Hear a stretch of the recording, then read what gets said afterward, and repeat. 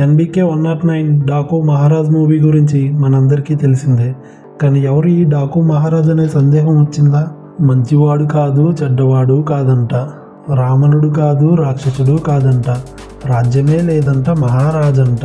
రండి ఈ రాజ్యం లేని మహారాజు కథేంటో తెలుసుకుందాం. డాకు మహారాజ్.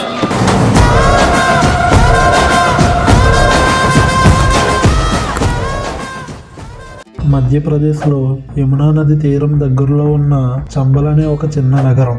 ఈ నగరంలో ఒకవైపు కటిక పేదరికమైతే మరోవైపు భూస్వాముల దౌర్జన్యం. ఇదే నగరానికి దగ్గరలో ఉన్న కేరా రతోడ్ అనే చిన్న గ్రామంలో మాన్సింగ్ అనే ఒక క్షత్రియుడు ఉండేవాడు.